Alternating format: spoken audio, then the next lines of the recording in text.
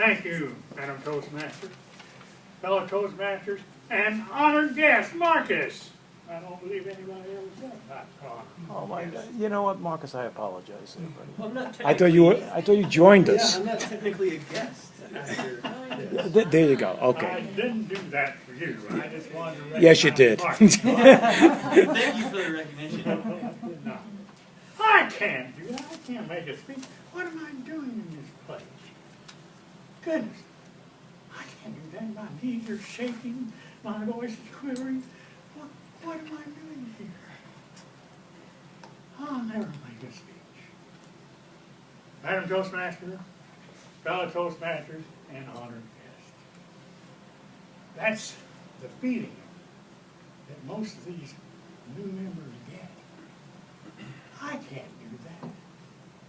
We have Toastmasters here and came to me meeting after meeting saying, I don't know how to do that. I can't do that. I believe if she looks at me, she'll know who I'm talking about. Anyway, this is the safest place in the world to make a speech. You've got people pulling for you to do what is right. It doesn't make any difference. Did I miss Lee? I missed you. Yes. Am I not correct? Okay. All right. Well, I hate to interrupt you, so I don't want to miss anybody. This is a place to make a speech. Everybody's pulling for you. They want to help you make a speech. Why be afraid? I did challenge one fellow tonight to throw rocks at me. Told him I was pretty good at dodging. But I hope to gosh he doesn't take me up on it. But anyway, that was for the new members. Don't be afraid. We're all, when we get ready to speak, and even myself, oh, even that sounds terrible, I also get just a little butterfly. And mine is because I'm ready. I'm ready to go. Let's go. But you'll have those wherever you get up. Now, we're going to do a little fact finding. You prepared your speech.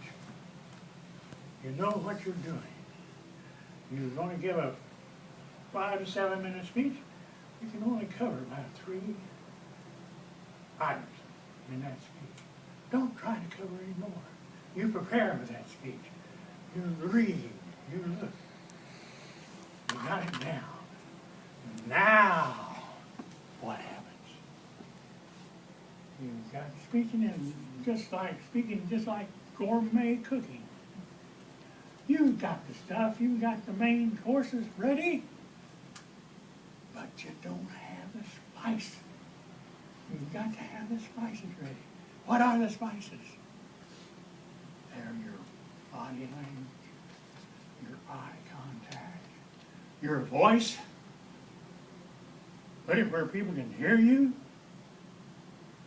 Look them straight in the face and speak to one every once in a while and tell them that you're glad they're here, whatever. Welcome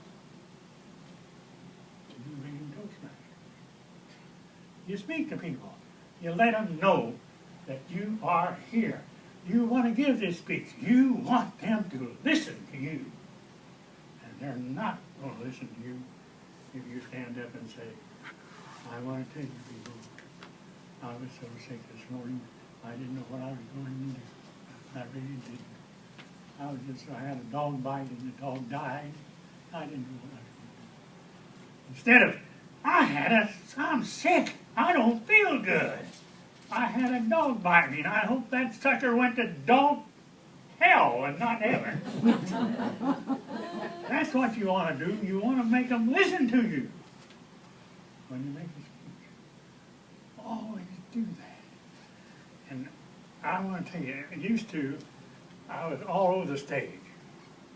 Well, now I can't get all over the stage because I'm liable to fall on my keister, and I don't want to do that.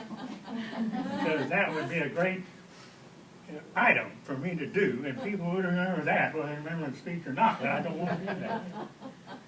I want to impress upon all Toastmasters when you give a speech, feel that speech.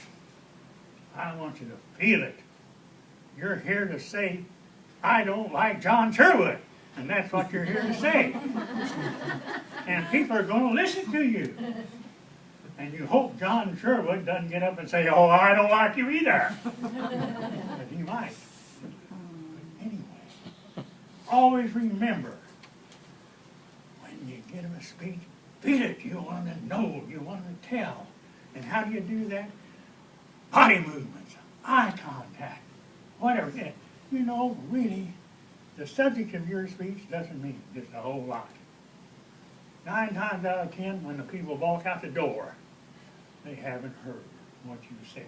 But they'll remember if you fall off the stage. No, they'll remember if you convince them that you are going to make a speech. Now, I have one little hickey, you might call it, and that's PowerPoint speech. I never have done that, and I don't like it, but I'm going to give you a little tip about it. I have seen in this club up here PowerPoint speeches where they stand in front of the notes. You couldn't read them if you wanted to. Sue couldn't read some of them that I've seen up here.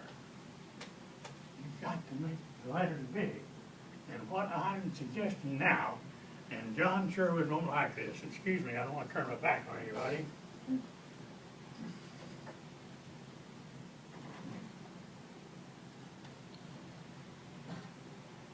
You need to get a little,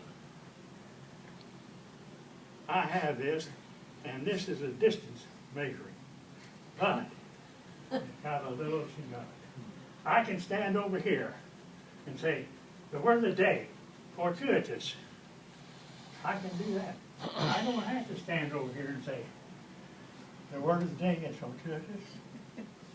I don't have to do that. I can stand over here, give a little gesture, and make my speech much better. And another thing to remember about power speaking, you don't have to write out ever since. If you want to talk about girls, put down girls are nice people. If you want to put down boys, if you want to talk about boys, you put boys. You don't have to say boys are nice people and we think they're great. Girls are wonderful people and we couldn't do without them. You don't have to do that. You can talk that, but you can stand over here. Now, like I said, this is what I use when we're finishing walls and everything. So they do have a little baton or whatever you want to call it that you can either have or maybe talk to the president or he will have the club buy one. Because they're great. And it really adds to. Remember, if you don't remember anything else, remember this. You want to give your speech, you want to feel that speech, and you want everybody else to feel it. And when we get to that point, this club will be one of the top clubs in this district. But you got to get there. And I want to throw one more thing to you. This is my opinion. If we can establish a procedure that after 5 speeches, you don't use a note, if we can sell that to the members, what a great club this will be. And after all, that's what we want, a great club. Madam Toastmaster.